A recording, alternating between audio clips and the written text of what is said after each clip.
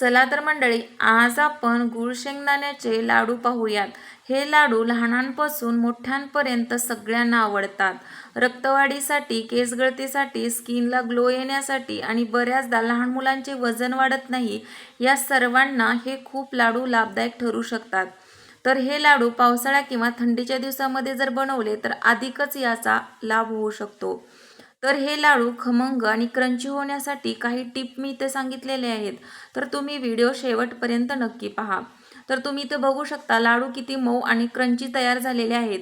तर आपण लाडू बनवण्यासाठी बारीक शेंगदाण्याचा वापर करणार आहोत, कारण बारीक शेंगदाण्यामध्ये भरपूर असं तेलाचं प्रमाण असतं। आता आपण हे शेंगदाणे जाड कढई किंवा जाड भांड्यामध्ये भाजणार आहोत। याच्यासाठी की जाड कढईमध्ये जर आपण शेंगदाणे भाजले तर ते शेंगदाणे आतपर्यंत रुतून भाजले जातात, त्यामुळे शेंगदाण्याला अधिकच खमंगपणा येऊन जातो। आता शेंगदाणे आपण जाड कढईमध्ये टाकलेले आहेत। आता गॅस किंवा लहान किंवा मध्यम आकाराचा ठेवून आपण शेंगदाणे हळूहळू भाजायचे आहेत।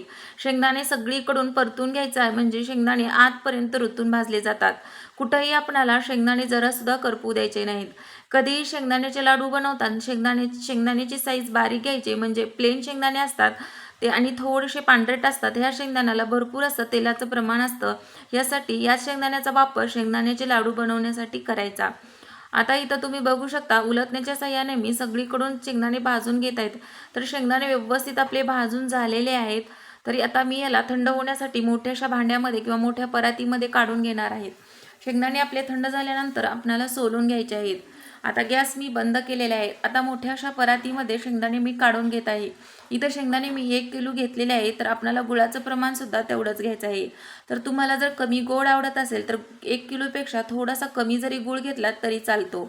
तर आता इथं गुळाची ढेप मी घेतलेली आहे 1 किलोची, आणि लाल असा गुळ मी घेतलेला आहे। एकदम पांढरट असा गुळ आपल्याला लाडूसाठी वापरायचा नाही। तर चाकूच्या साहाय्याने मी याला बारीक क्रश करून घेत आहे। तर तुम्ही बघू शकता चाकूच्या साहाय्याने खूप असं लवकर क्रश होऊन जातो। जर तुम्ही किसणीच्या साहाय्याने जर किसला तर चिकट होऊन किसणी गुळाची ढेप पुढे सरकतच नाही। याच्यासाठी चाकूच्या साहाय्याने केलं तर खूप काम लवकरही होतं आणि सोपं सुद्धा होतं। आता शेंगदाणे आपले थंड झाले आहेत। शेंगदाणे आपण हाताने फोडून घ्यायचे आहेत। शेंगदाणे आपल्याला पूर्णपणे साल्ट काढून घ्यायचं नाही, थोडेसे जरी शेंगदाण्याचं साल्ट राहिलं तरी चालतं, कारण शेंगदाणे साल्ट्यामुळे खायला खूप लाडू छान लागतात। आता दोन्ही हाताच्या साहाय्याने मी शेंगदाणे फोडून घेत आहे। त्याच्यानंतर सुपाच्या साहाय्याने मी शेंगदाणे स्वच्छ करून घेतलेले आहे।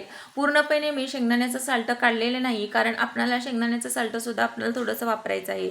त्याच्यामुळे लाडूला चव आणि प्रोटीन सुद्धा येऊन जातं। आता गूळ आणि शेंगदाणे आपल्याला व्यवस्थित मिक्सरच्या भांड्यामध्ये मिक्स करायचं आहे।